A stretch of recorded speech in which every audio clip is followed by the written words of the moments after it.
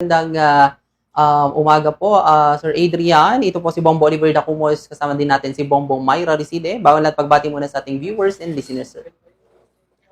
Isang mapagpalang araw po sa ating lahat po, lalong-lalo na sa mga tagapakinig at taga-subaybay po natin dito po sa ating programa, sir. Good morning po sa ating lahat.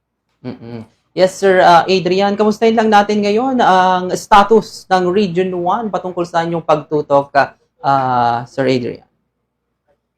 Ayon sa pagdaan nga po nung mga weather disturbances po ng ang mga bagyong Krising, Dante, Emong po, and then yung habagat po na ating monitor po simula po sa mga nakakarang araw, may base po sa atin pong latest po na situational report.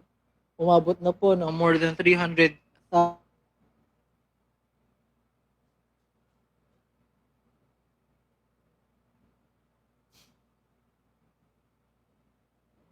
Hello, sir. may mga naitala na din po tayo mga initial damages po sa atin pong agrikultura at infrastruktura, gayon na din po sa bilang po ng mga damaged houses po, sir. However, sir, ngayon po may nagsisidatingan pa din po yung mga reports po natin o to ensure po na yung mga nare-reflect po natin na mga data po ay accurate po. And then yung atin naman pong mga relief operations po, pagtulong po sa atin pong mga kababayan, both po na nasa loob po ng mga evacuation centers at lumikas po or nakituloy sa kanilang mga kakilala o kamag-anak po ay patuloy naman pong naibibigay po ng ating pong mga local government units, and if ever man po ay kinakailangan ng ating pong mga local government units ng augmentasyon mula sa regional line agencies po ay handa naman po tayong may provide ito, sir. Mm-mm. Yes, Sir Adrian, dahil parang isang linggo din itong naranasan nating pag-uulan at meron pang mga dumating na mga bagyo. May mga naitala na po ba tayong mga casualties or mga na-injured na mga individual o mga nawawala dito po sa Region 1, Sir Adrian? So ngayon, sir, based po sa atin pong latest po na situational report, sir, may isa pala po tayong naitala na injured, however, for validation. May mga na monitor din po tayong mga other forms of casualties po. However po, hindi pa po kasi ito validated or for verification pa po ng mga concerned RDRMC 1 member agencies to check po if yung mga na-monitor natin na casualties or mga nakita na mga casualties po ay related po sa mga nagdaang weather disturbances. Alright, sir. Sir, kumustahin din natin ano po ito pong mga evacuees, kung meron pa po bang nananatili at ilan na po ang nakabalik sa kanila pong mga tahanan? Sa atin pong latest po na situational report, ma'am, and based din po sa report na pinapadala po ng atin pong kasamahan po sa DSWD Field Office 1, may nasa loob pa po ng mga evacuation centers na more than 4,500 na pamilya. Pakatumbas nito yung 13,500 po na mga individual sa kasalukuyan, ma'am.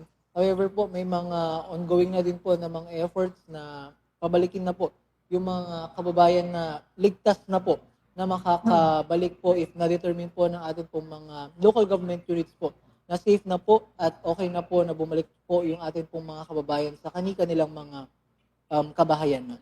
Yes, sir. So, matotal, sir, ilan po yung nag-open ng mga evacuation centers dito po sa Region 1 mula nung kasagsagan po ng bagyo?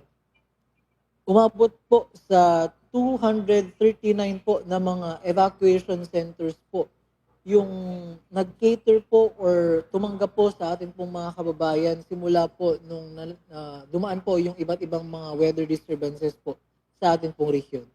Mm-mm. Yes, Sir Adrian, dito naman tayo sa mga nagdeklara ng state of calamity sa Region 1. May data po ba tayo kung ilan na po ang kabuuan? Kasi dito sa Pangasinan, meron ng 15 dyan po sa kabuuan po, Sir Adrian.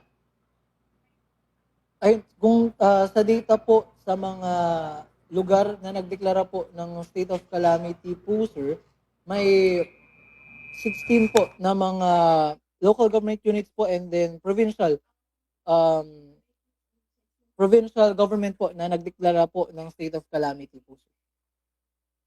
Isa ito, Sir Adrian. Hello, sir. Hello po. Hello po, sir. Sir, anong probinsya yung nagdeklara ng province-wide state of calamity? Ang probinsya po ng La Union po ay nagdeklara po ng province-wide po na state of calamity po, sir.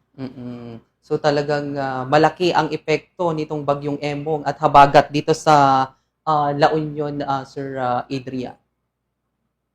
Yes po, sir. And then ongoing pa naman po yung atin pong mga assessment po sa actual na naging damage ng mga nagdaang mga weather disturbances po sa atin po dito, especially dito po sa La Union po, sir. Mm. Yes, sir. Sir, kumusta naman po natin yung mga national roads, ano, o mga madaraanan? Mayroon pa po bang mga hindi pa po madaraanan o hindi possible until now po? Sa base po sa report po ng atin pong mga kasamahan po sa DPWH Region 1, may isa pa pong national road po na hindi po passable dito po sa may La Union.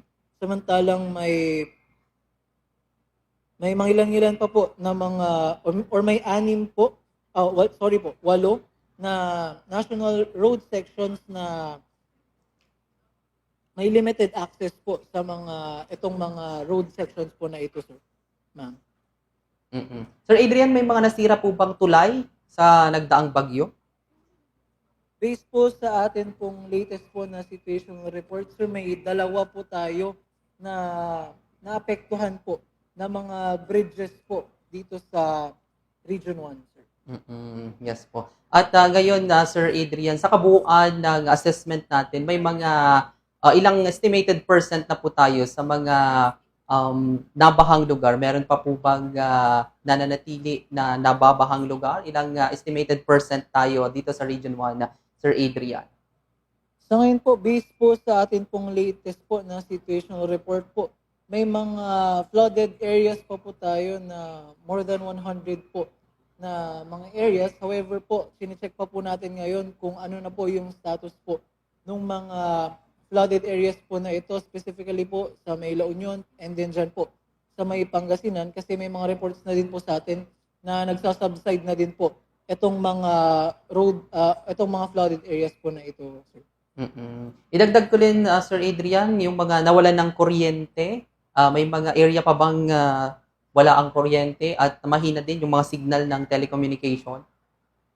Ay may mga areas pa din po dito sa may La Union area po na may limited pa din po yung atin pong power source and even po yung paputol-putol po na communication lines. However po, ang atin naman pong mga member agencies and other concerned po na agencies po or offices po ay tulong-tulong po to ensure na maibalik po yung kuryente at maayos po na communication lines po dito sa may La Union, sir.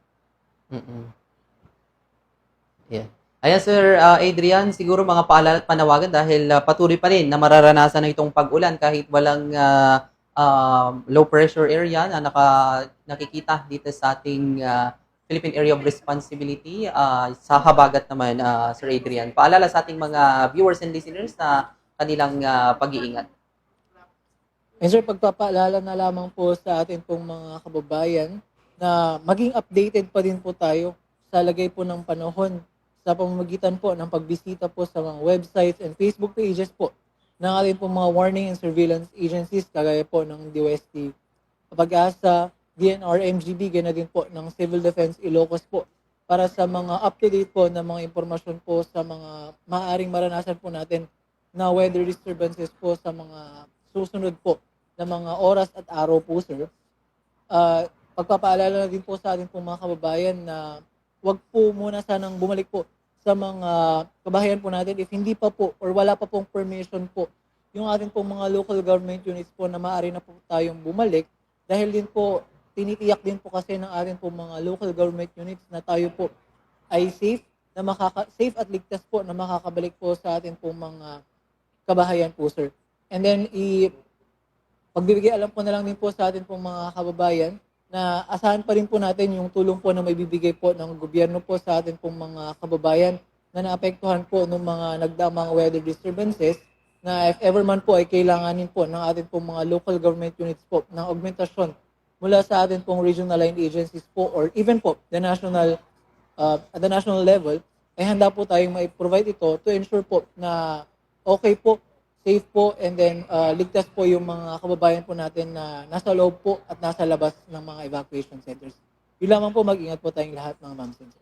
Ayan, maraming salamat Sir Adrian sa inyong oras at nakapanayam namin kayo patungkol sa update dito sa Region 1 at mag-ingat po tayo Sir Adrian. God bless po.